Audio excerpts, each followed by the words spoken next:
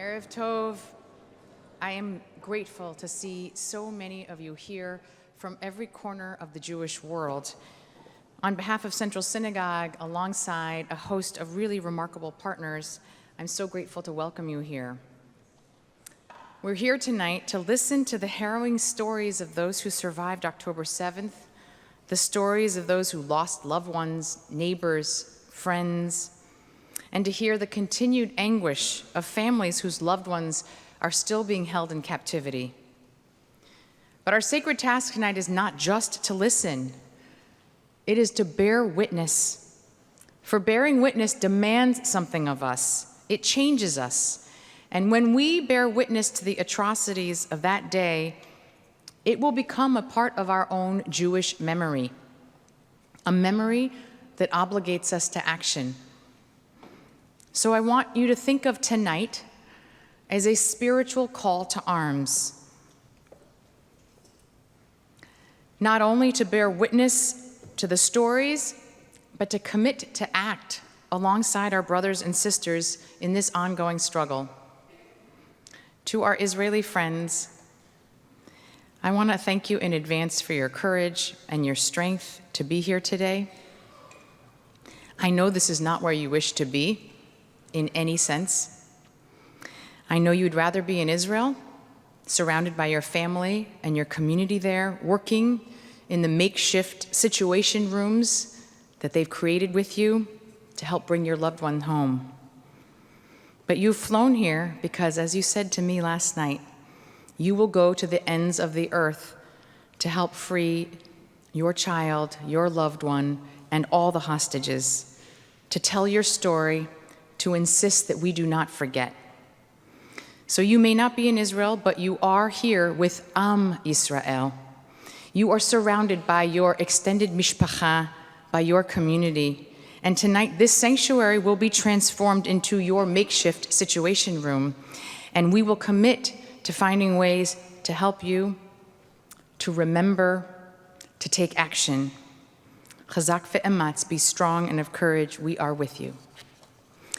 It's my pleasure and privilege to call up Eric Goldstein, who has shown such extraordinary leadership at this time. We are grateful always to partner with UJA-Federation.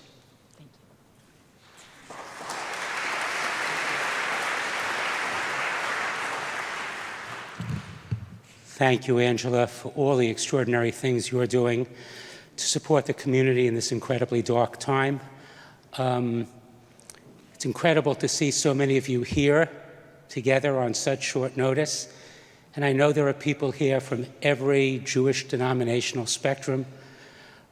Coming together as a united Jewish community has never, ever been more important. I was in Israel on October 7th.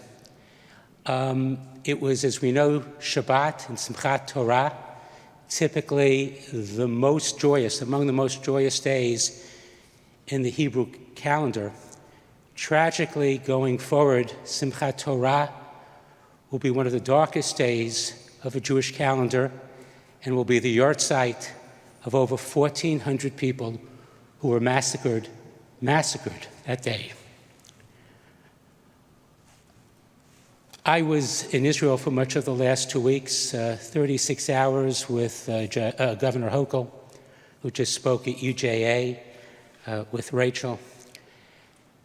And the stories are unimaginable. We went to Kibbutz Shfayim, which is near Herzliya, where over 400 people from Kfar Aza are now living in temporary housing. And the stories are just indescribably horrible, indescribably, unfathomably horrible. We met with a young father whose wife and 3 children were kidnapped. We met with a mother whose only son was killed defending the kibbutz. He was responsible for the armory. We met with a 13-year-old girl who the day before had buried her best friend, who was burned so badly that it took days to identify her. It's hard to listen to all of these stories. It's impossible to listen to these stories. But we have to. We must. because it's our obligation, all of us, to transmit these stories, to keep telling them, one, until every single hostage is home, but even more broadly, to tell the world the true face of Hamas, which is evil. We're not talking about two-state solution. We're talking about the stated goal of eradicating the Jewish state and the Jewish people. We can't stop telling these stories. There are some bright spots. In Israel, in central Israel, where there are now over 200,000 displaced people from both south and now north, there are people opening up cramped apartments to total strangers and having them move in with them. There were hours and hours for people lining up to donate blood. There are tens of thousands of Israelis who are not really working, who spend the day doing acts of chesed, both big and small, for people in need all over. And our New York community has also been extraordinary. On October 7, within hours of learning of this devastation, we convened for the first time ever on Shabbat, UJA's executive committee, and we took $10 million from our endowment for immediate needs, and they went out the next day. But on top of that, since October 8, this community has raised, given to UJA, over $115 million to support the needs.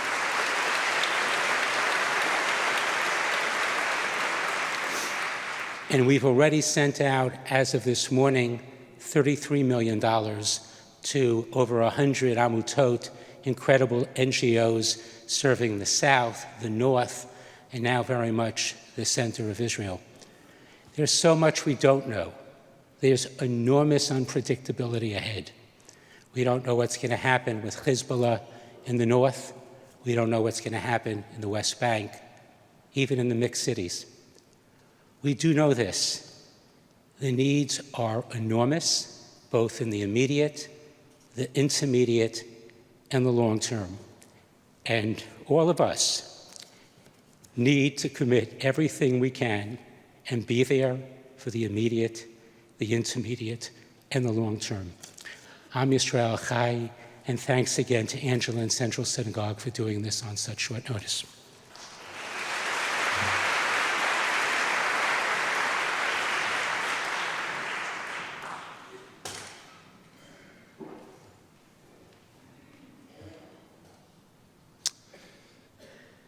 Hey, thank you all for being here. I think that in such short notice, it shows the strength and care of this community. My name is Omri Granat. I live here in New York, and I'm leading the Hostages and Missing Families Forum here in New York. When the horrible... when it all started, I felt that this is my service, this is what I can do, this is my miluim, and how I take my abilities and my background to help those families, to help those children, to help our brothers and sisters and loved ones that are now held hostage. And as we all know, God moves in a mysterious way. In 5 days after we started the campaign here, I found out that my second cousin and her 3 children, Chen Almo Goldstein, and her 3 children are actually held hostage. We thought they were murdered. Her husband and other child was murdered as well. So it became personal, but it's much bigger than that. I think it's touched every one of us as Israeli, as American, as Jewish people, and as humans. And it's hard to imagine how their house in Kfar Aza, the safe place and this beautiful place, such horrible things had happened. So what we're trying to do here is to raise awareness and keep this story alive in order to bring them home back alive as soon as we can. And we're trying to reach out to the community, and we're trying to reach out to policymakers and do whatever we can. And we hope it won't be a long run, but it might be. And this is the place where we need you. We need you to take part in it, to help us, to join us, to do whatever you can in your community, in your synagogues, in your school, in your house, in front of your congressman or senator, or wherever we can. We all do everything we can to bring them home.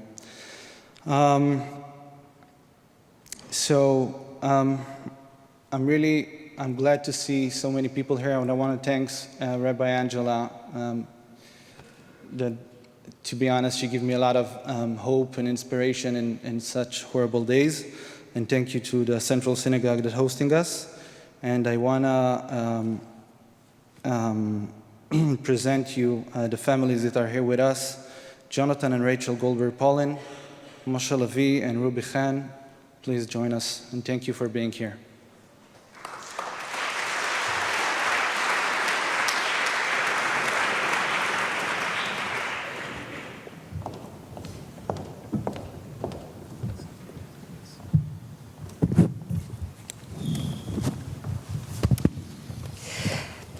Good evening, I'm Abigail Pogrobin, and it is good to see all of you. As horrific as this moment is, to be together. I have been given by my rabbi what I consider a sacred task, which is to listen and help you, help us do something now when we're feeling so helpless. I guess I want to start, if I could, with you, Rachel. I heard you say in an interview that you're living in a different universe. Can you just give us a sense of where your life is right now and how much you know about your son, Hirsh? Well, I think that all we know is probably as much as anyone who's read about all of our stories knows, which is, for us, Hirsh was at the music festival with one of his best friends named Honor, and ultimately they ended up fleeing when this massacre started to happen, and they got to a bomb shelter, a roadside bomb shelter, with, there was a total of 29 of these kids who had run for their lives and were mushed in this bomb shelter. And Hamas came to the doorway and started throwing in hand grenades. Honor was by the doorway, and all the witnesses we spoke to said he had managed to keep picking them up and throwing them out. He did that with 8 of them, but 3 of them did get in and detonate. And then they came in with an RPG and with machine guns and were just firing at these, barefoot, crunchy granola, hippie kids who were out for camping. Most of them died right away, and some of them were trapped under the dead bodies. And so from those witnesses, we heard that Hamas came in, and there were 3 young men sitting against a wall who were all hurt, but obviously still alive. And they ordered them to stand up, and Hirsh was one of them, and all of them told us that his left arm from the elbow down had been blown off. That in the couple minutes where they allowed the dust to settle, he had fashioned some sort of tourniquet or bandage, and he walked out with these other 2 young men, and they were put on a pickup truck and driven off toward Gaza, and his last phone signal was at 10:25 in the morning on Saturday, October 7th. And that was all we knew until Anderson Cooper came into our lives, who I don't want to be one of those people, but I feel like we're now friends. But he's a real mensch, and he interviewed us a couple of times, and he, at the end of one interview, said, "I'm going to call you guys afterwards." And he called and said, "Have you seen any videos of your son?" And we said, "No." He said, "I have a video of Hirsh." And he sent us this video that apparently one of the terrorists was wearing sort of a head camera that must have fallen off in the scuffle. And a soldier videoed on his phone what he found on this camera. And Anderson was making a documentary about the music festival and went down to see these bomb shelters that so many of the kids were killed in. And the soldier was outside and said, "Look, this is so crazy." And on the video that Anderson sent us, you can hear Anderson Cooper saying, "Jesus Christ, he has no arm." And he realized, he said, because he had read a piece that I had written, an op-ed piece in the New York Times, and then interviewed us and put two and two together. And so the only new news that we had was it was corroborated from the eyewitnesses that we actually saw the truck, we saw the terrorists, and we saw Hirsh, and we saw the stump of his left arm. So that was new. And thank you. And Jonathan, I saw also that as awful as it was also somewhat comforting to see, I'll let you put it in your words, that he could move on his own steam. Can you explain? Sure. So part of this alternative universe that we're living in is everything is turned upside down. So when he was first missing,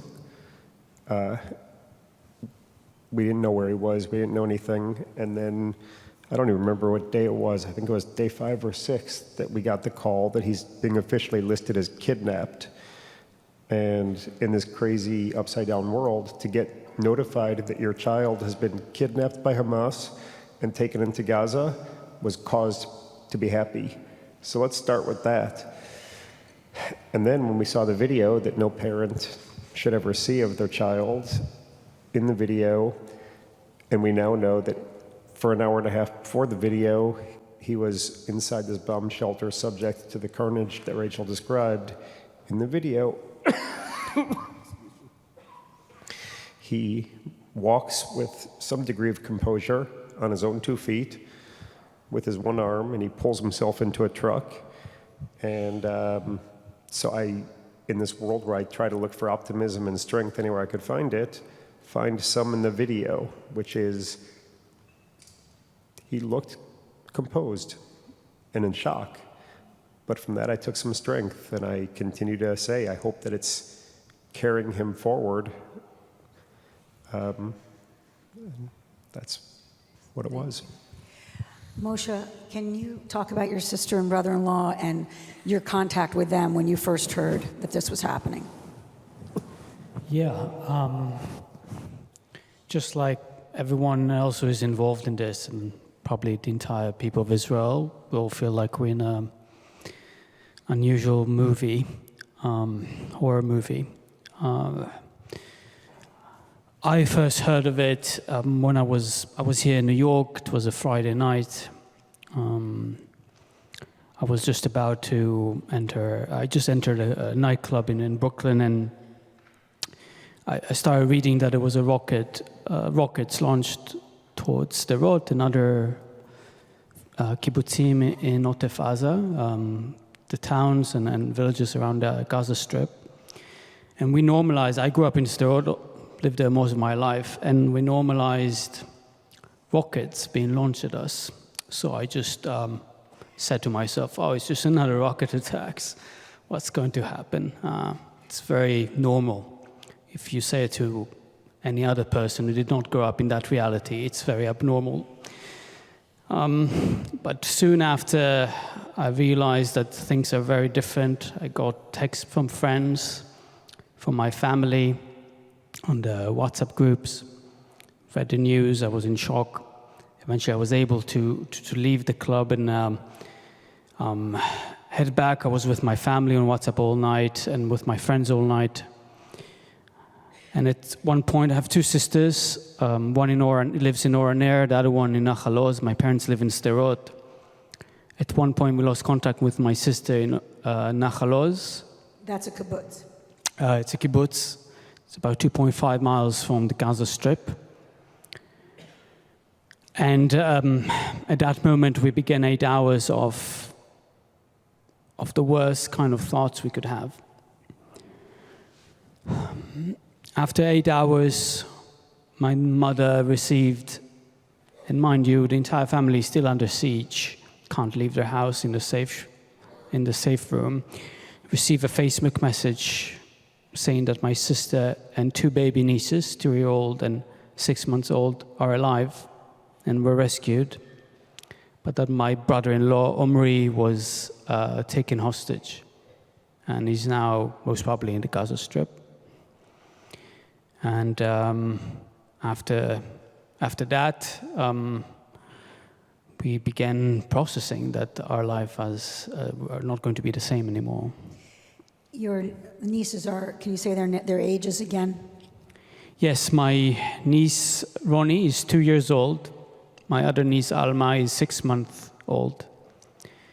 They were all held captives for hours in Achalos, first in their house, then they were grouped with other families in another house. They all witnessed the horror, the abuse, the torture, the mockery. Ronnie was woken up with 5 Hamas terrorists pointing guns at her face. And she screams every night since then to her father, because her father used to put her to sleep. She was very close to him. They had a body lying next to them of a teenage girl of the other family with whom they were grouped for hours. And they're going to live with these sights, and I'm sure Ronnie will remember it. It's a trauma that will be with her for the rest of her life. And my sister, of course, will remember this. But we're trying to stay strong so that we'll have the hope that Omri will return to us. I just want to mention, it's Lishay, or Lishay? Lishai. Lishai, your sister. Which means my gift in Hebrew.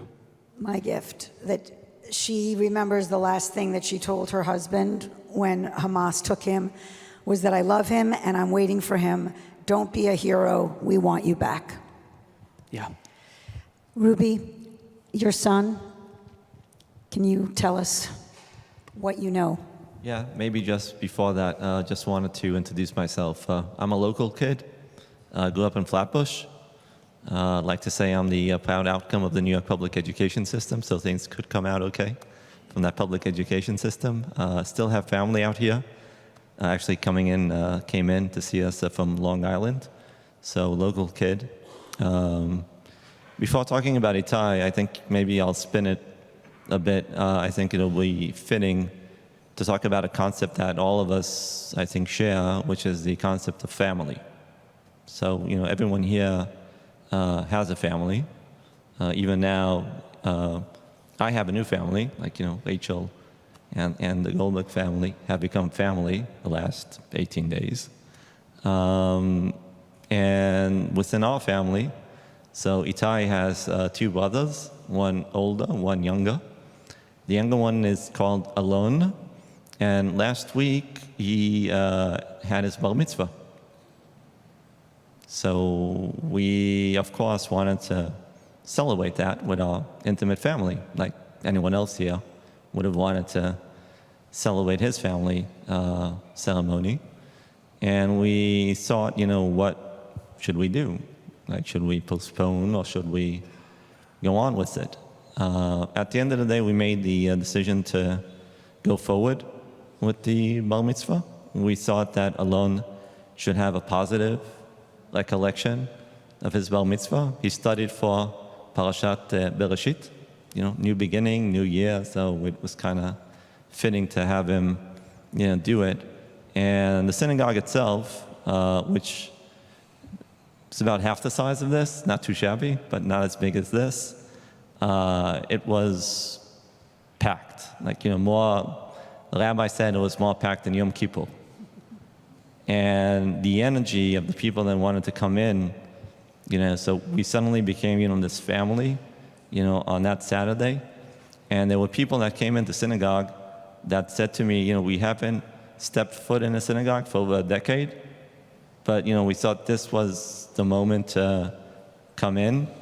And, it was a very spiritual event where, we took the Torah out and everybody prayed, and there was a prayer for the soldiers missing and so forth.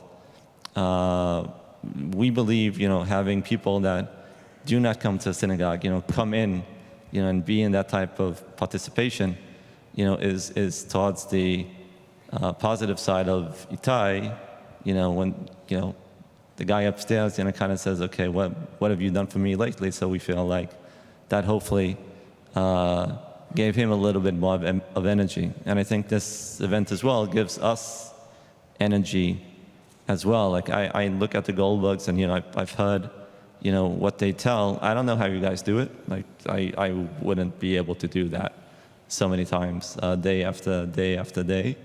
But it's you guys that actually give us the energy to go forward. We represent here over 200 families, kids, Holocaust survivors, people with special needs. And we are the voice of these people. And we have the ear of the U.S. government, from President Biden, all the way down. But it's you guys, you're talking to the senators, you're talking to your congressmen. So we are here today, okay? But we're on a plane back, tomorrow, the next day, or the day after. But we need you to amplify the message. So we want to thank you for coming, but also remember, it's not about today. It's about the next day and the day after. I just want, and I'm sorry my back is to some of you, we set it up in such a, I'm not responsible for the setup, but I want to just have the audience here know about Itai. He was serving on the Gaza border in the IDF. You've described him as not a very aggressive kid. New York tough. New York tough. Can you just give us a bit of just a sense of how you learned that he was missing? Yeah, so he was at a base near Nachal Oz, where Moshe's family is. It's important to note, so we're not going too much into politics, but he was protecting a sovereign part of Israel that is not in some sort of international dispute. They were not attackers, they were not looking for trouble. And they were, basically it was a Saturday, it was a holiday, there wasn't that much happening, and they were attacked. And within that attack, the last that we heard from him was 6 a.m., where he said that the base is under attack. They became mobilized, him and his team. And the last that we know that he was active in the field was 9 a.m. At the beginning, he was defined missing in action, which means nobody since saw him, physically could say, I see him in front of me. He was not in one of the hospitals and not in one of the morgues in the deceased lists. And as Jonathan described, about 5 days ago, we got the message from the IDF came into our house. That knock on the door, I don't know how to describe it, at 6 a.m. in the morning, nobody wants to get that knock on the door. But when they did come in and knock, they notified officially that he's defined as hostage, Gaza. So like Jonathan said, so that's the good scenario for us at the moment. Rachel and Jonathan, again, I am ambivalent to ask you this, but I hope you can feel that everyone in this room and millions beyond us are holding you and thinking about you and your families, all of your families every day. And if there's something you would like us to all know about our networks, the people who might listen to us if we send them something, I think Ruby's made it clear that the first thing is not to forget, because this could be a long road. But maybe Jonathan, you start with just what you want the people listening to do or think about. So I wish I had a good answer for that, because we have been hearing from people from all over the world, literally, and friends that we haven't seen in 40 years, people we don't know, all asking what they could do. And I would love to have more of an answer to that. The only two things I have so far have both been said. Number one is, this is a big story right now, even though we're on day 18. It might drag on to day 20 and 25 and 30, and there's going to be other news stories. We need people to keep this front and center. It has to stay in the news. It has to have people talking about it, sharing it on social media, etc. And the second thing is, it helps to call your elected officials every single day. We're on day 18 right now, and I won't ask it in this room, although I did ask it in a meeting earlier.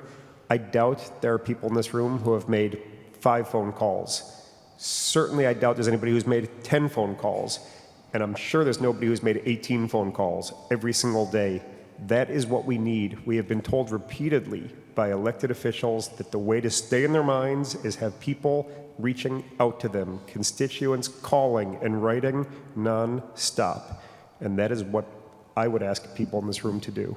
I just want to add to that because we were talking about it before at UJA, that it can also not be this complicated, annoying thing that you have to do. It really can be 1 minute every morning, like while you're boiling the water for your coffee ritual, that you just dial that number and you say, it's day 19 and Hirsh and Itai still aren't home.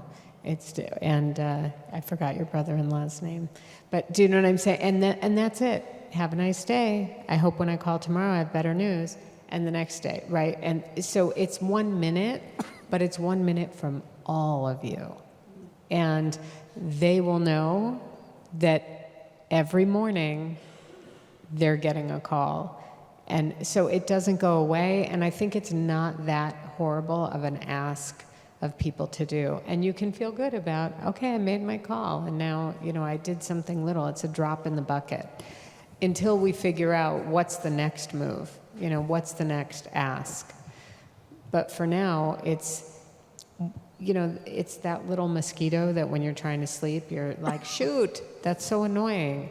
We want you to be that mosquito that senator or your representative or your mayor, or although your mayor's great and your governor's great, so I think they're kind of on the case, but just... No, I think it's compelling because sometimes we think it's a black hole and it's kind of pro forma, and you're saying that the actual, in our numbers and multitudes, it will make a difference. I think you're absolutely right. Go ahead, if I could just add to that. Yeah. So we've been in this alternative universe where we've been finding ourselves having conversations about what we could do, back channeling to certain countries, like Qatar comes up repeatedly. And I was in meetings today that I never thought I would be in with ambassadors from countries I never thought I would sit with. But all arrows point to, even if it's going to be those players having influence, it's going to come from the United States government. That is who's going to influence how these things play out. And so it just exacerbates the importance of stay on United States elected officials. Thank you. Moshe, I'm sure it's extremely not just painful but infuriating to watch some of the news reports that have people doubting the veracity of these attacks. I think UJA, I don't have to say it, and Eric Goldstein's leadership and his team have been incredible in making sure the truth is heard. But what is your response to any kind of momentum on questioning whether these things have actually happened, these atrocities, these things that your family witnessed are actually true?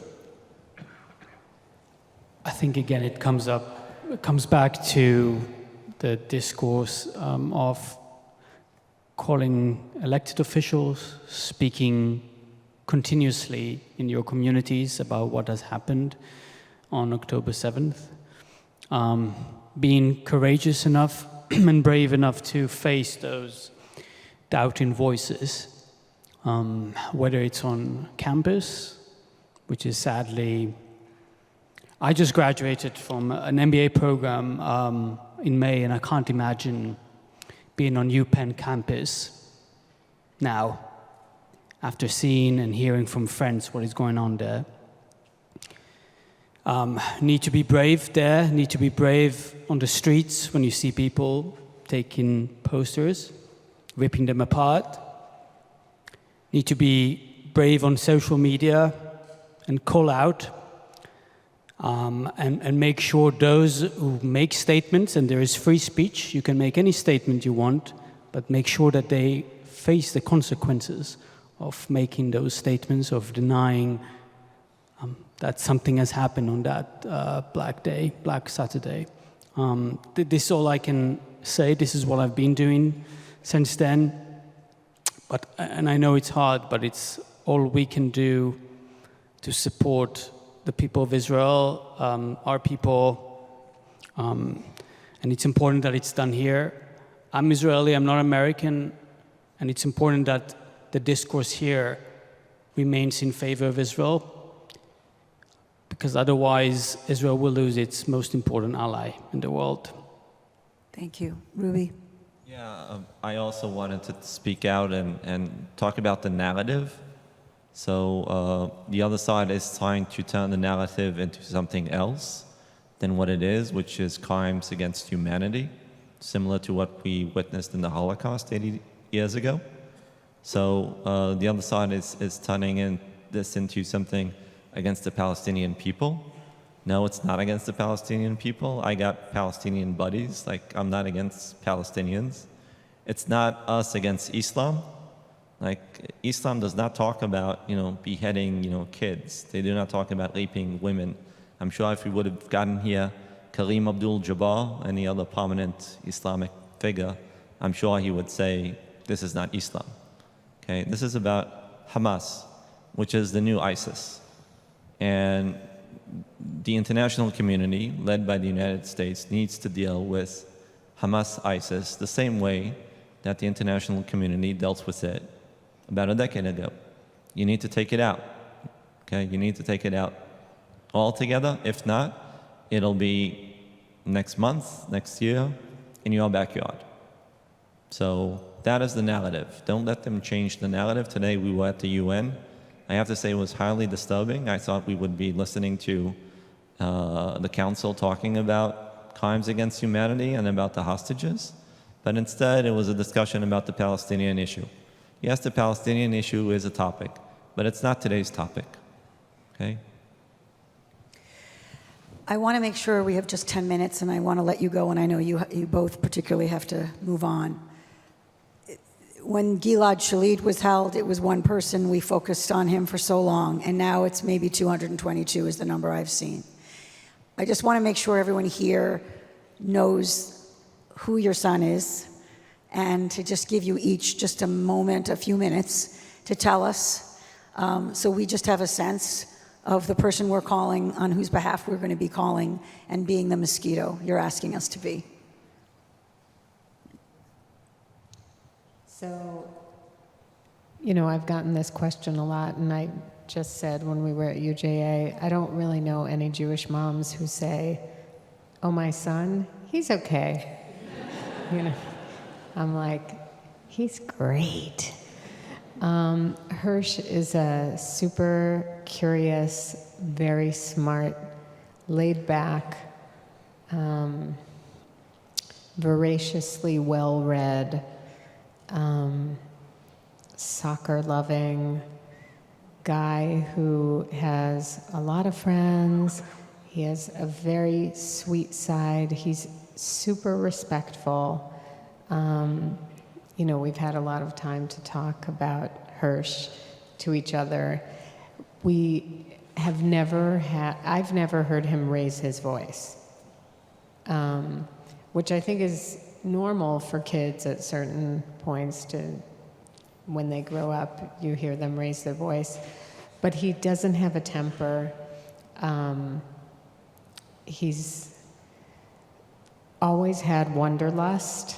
He's had this dream of traveling the world since he had this wonderful teacher in kindergarten who lit a fire for all of the children in the class to learn about different countries and different places.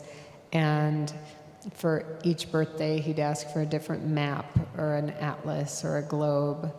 And he was planning, he has a ticket for December 27th to leave to go to India for, he said, at least a year, maybe two, to all points east. And it's interesting, I didn't even internalize this, but I just saw that someone had taken a picture in his room. He has next to his bed, with the bookmark still in it, the Dalai Lama book of how to find happiness. And that's Hirsh. So it will be, God willing, really nice when he comes home and he comes here with Itai and with your brother-in-law to meet all of you. And you don't need 2 arms to go to India. So we're just hoping. Jonathan, did you want to add anything?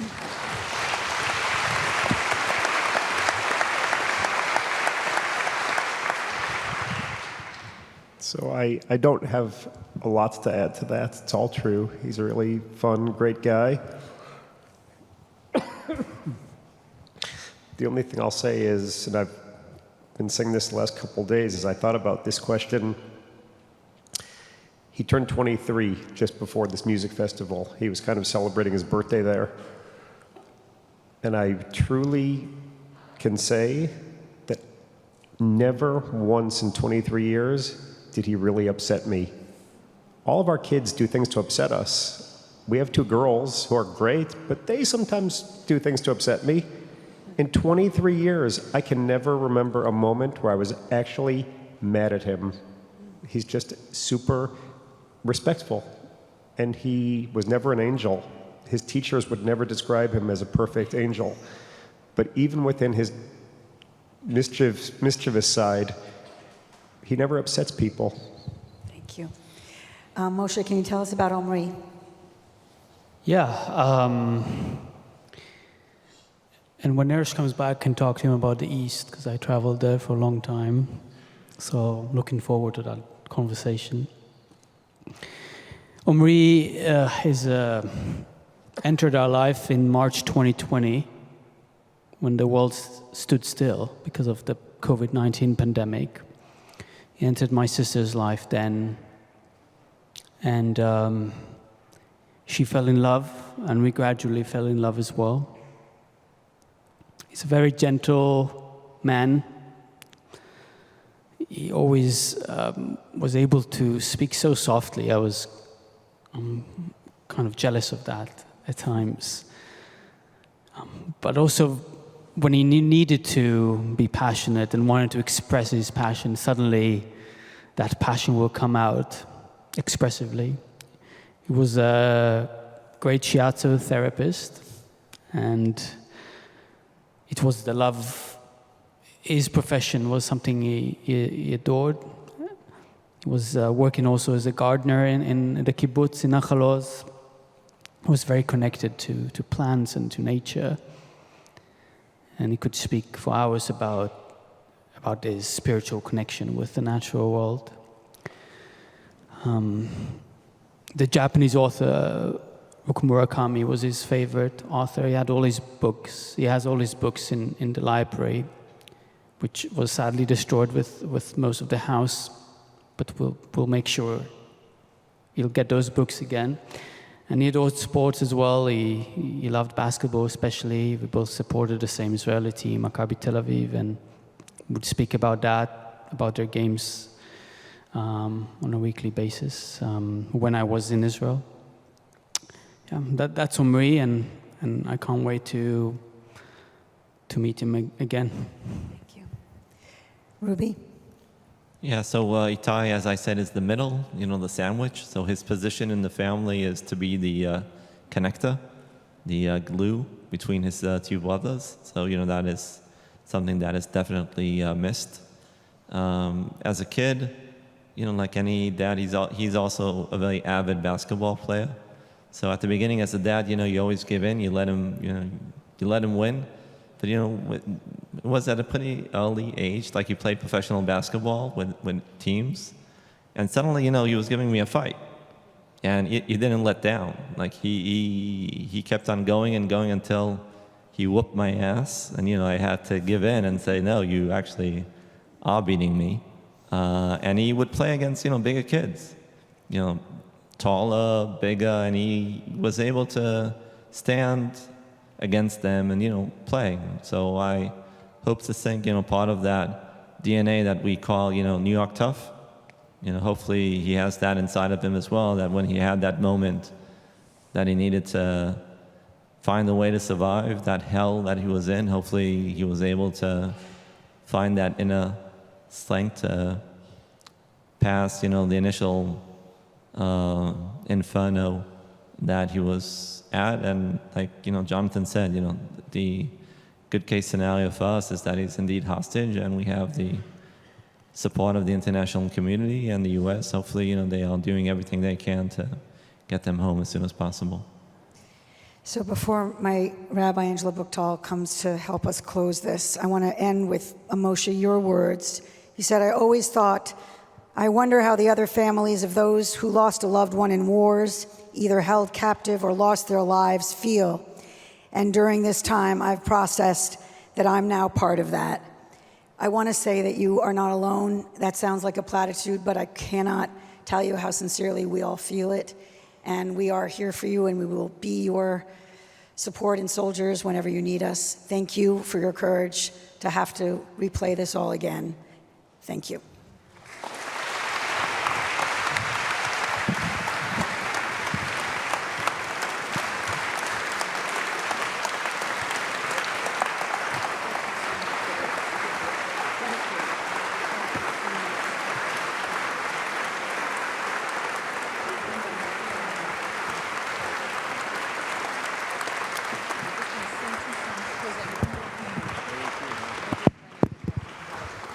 I just want to offer our gratitude again for your courage and your strength to share these stories. We just remain standing. We're going to close with just a prayer and 2 songs.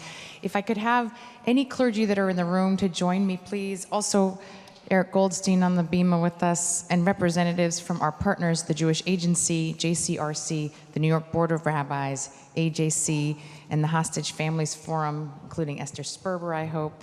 Erica Brown, if you'll join us as like a clergy for us as well. Please join us, and we're just going to close with a prayer together. I want our families to know that we have this empty chair that is on our bima always since October 7th, and the flag and the empty chair represents all the hostages who are not here, and that will remain with a flag on it and an empty chair until they're all home. And we want to offer our prayer with you for the captives. If you can put it on, and please join with me in English. Achenu kol beit Yisrael, Achenu kol beit Yisrael, hanetunim b'tzara uvashivya, haomdim ben bayam uven bayabasha.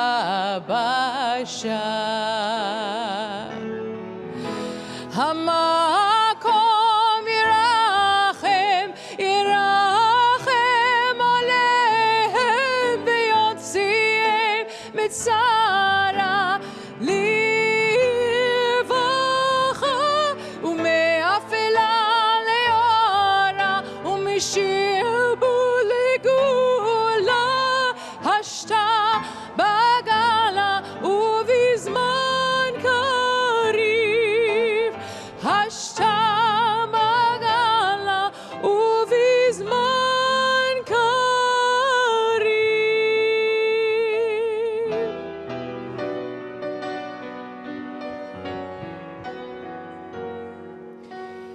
Kol od balevav penima, nefesh Yehudi homiya, ulfatei mizrach kadima, ayin letzion Sophia. Od lo avda tikvatenu, hatikva bat shnot alpayim, liot am chofshi be'atzenu, Eretz Zion v'Yerushalayim, liot am chofshi be'atzenu, Eretz Zion v'Yerushalayim. Yerushalayim. May we go forward and act and continue to remember. We will never forget. Erev Tov, thank you for being here tonight.